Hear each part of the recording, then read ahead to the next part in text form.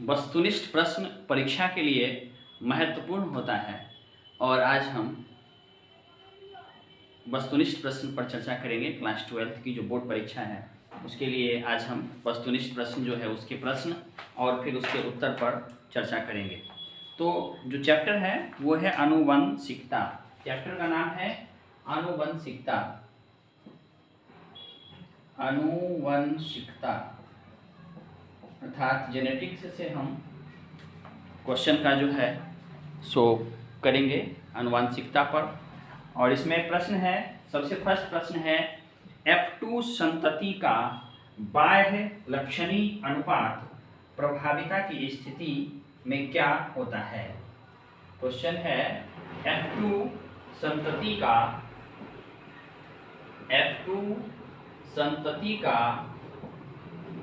बाह्य लक्षणी अनुपात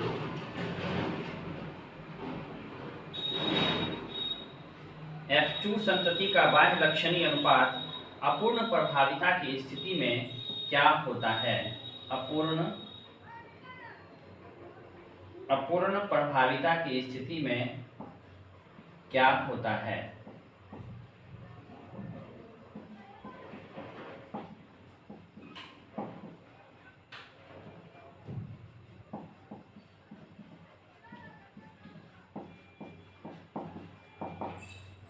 F2 संतति का बाह्य लक्षणी अनुपात अपूर्ण प्रभाविता की स्थिति में क्या होता है। इसका आंसर हो जाएगा 1:2:1।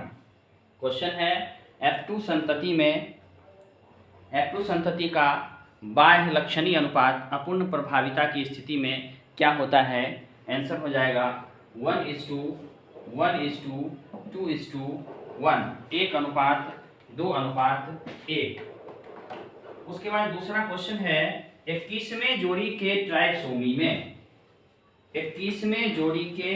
ट्राइसोमी में कौन सी आनुवांशिक बीमारी होती है।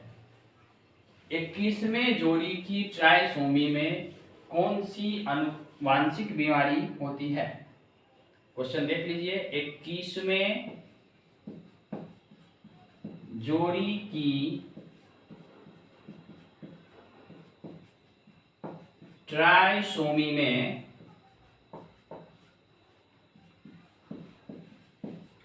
कौन सी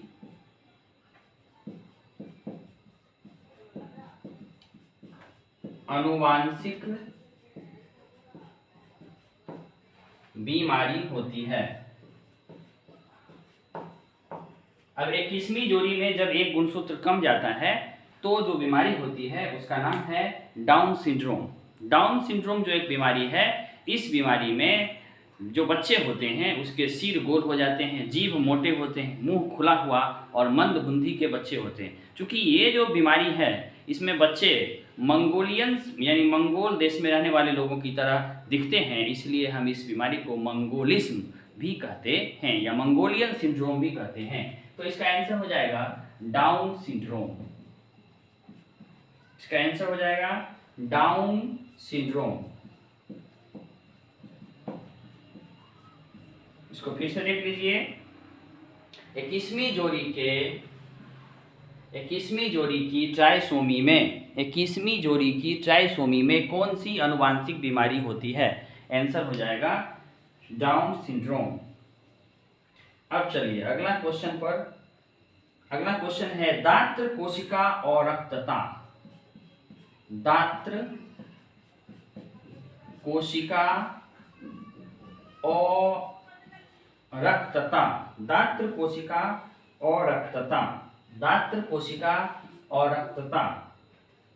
क्या प्रदर्शित करता है। दात्र कोशिका और रक्तता क्या प्रदर्शित करता है। दात्र कोशिका और रक्तता, इसको हम अंग्रेजी में कहते हैं सिकल सेल एनीमिया।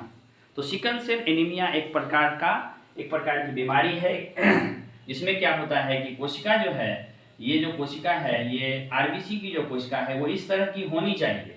जो नॉर्मल कोशिका है वो इस तरह की होनी चाहिए, लेकिन फिर क्या हो जाता है, ये कोशिका का आकार हाशिए की तरफ हो जाता है, जिसके कारण यह कोशिका धीरे धीरे नष्ट हो जाती है, उस व्यक्ति में आरबीसी की कमी हो जाती है और वह व्यक्ति मृत्यु हो जाती है, उस व्यक्ति को मृत्यु का शिकार हो जाता है। तो इस बीमारी में दात्र कोशिका और रक्तता में यानी कि सिकल सेल एनीमिया जो है वह क्या प्रदर्शित करता है? आंसर हो जाएगा प्लियोट्रॉपी। इसका आंसर हो जाएगा प्लियोट्रॉपी। इसका आंसर हो जाएगा आपका प्लियोट्रॉपी। दात्र कोशिका और रक्तता क्या प्रदर्शित करता है? आंसर हो जाएगा प्लियोट्रॉपी। चलिए अब आगे बढ़ते हैं अगले क्वेश्चन की ओर। अगला क्वेश्चन है, अर्जित गुणों की वंशागति का सिद्धांत किसने दिया था? अर्जित गुणों की वंशागति का सिद्धांत किसने दिया था? तो भाई अर्जित गुणों की वंशागति का सिद्धांत लमार्क ने दिया था। अर्जित गुणों का सिद्धांत, अर्जित गुणों की वंशागति का सिद्धांत, अर्जित गुणों की वंशागति का सिद्धांत किसने दिया था? इसका आंसर हो जाएगा लेमार्क। आंसर है लेमार्क। अर्जित गुणों की वंशागति का सिद्धांत किसने दिया था? लेमार्क ने दिया था। अर्जित गुण को ही हम उपार्जित गुण भी कहते हैं। अर्जित गुणों की वंशागति अर्थात उपार्जित गुणों की वंशागति, ये दोनों क्वेश्चन रह सकता है। उपार्जित गुणों की वंशागति या उपार्जित गुणों की वंशागति या फिर अर्जित गुणों की वंशागति, ये सिद्धांत दिया था लेमार्क ने। कार्बनिक क्रम विकासवाद जो चैप्टर है उसमें ये क्वेश्चन है। कार्बनिक क्रम विकासवाद जो चैप्टर है उसमें ये क्वेश्चन है, अर्जित गुणों की वंशागति का सिद्धांत लेमार्क ने दिया, जिस सिद्धांत के अनुसार जीव अपने जीवन काल में कुछ गुण को अर्जित करते हैं, वातावरण में होने वाले परिवर्तन से प्रेरित होकर उनके शरीर में कुछ अनुकूलताएं विकसित हो जाती है और ये अनुकूलताएं पीढ़ी दर पीढ़ी चलती रहती है। इस गुण को हम अर्जित गुणों की वंशागति कहते हैं। अगला क्वेश्चन है, एक संकरण क्रॉस का फिनोटाइपिक अनुपात क्या होगा?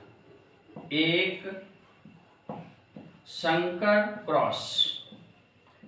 संकर क्रॉस आप पढ़े हुए होंगे, नहीं पढ़े हैं तो पिछले वाले वीडियो में देखेंगे। मोनोहाइब्रिड क्रॉस, इसको हम बोलते हैं मोनोहाइब्रिड क्रॉस।